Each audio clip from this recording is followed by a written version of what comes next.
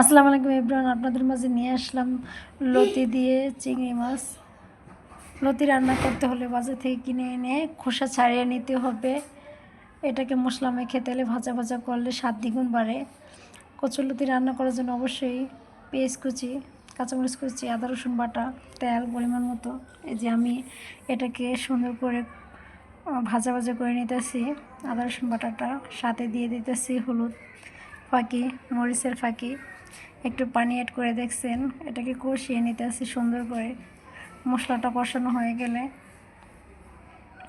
আমি দিয়ে দিব চিংড়ি মাছ। যেহেতু চিংড়ি মাছ দিয়ে রান্না করব, চিংড়ি মাছটা সুন্দর করে কষিয়ে নিচ্ছি।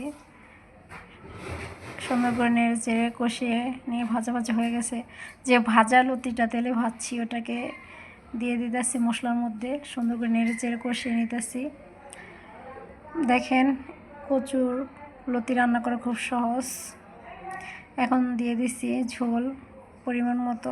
আপনি চাইলে আপনার পরিমাণ মতো দিয়ে নেবেন। সুন্দর করে হয়ে গেছে দেখেন। এখন আমার বোন খাবে, সাথে বোম্বাই মরিচ, কাঁচামরিচ, লেবু, শসা নিচ্ছে কি ইয়ামি।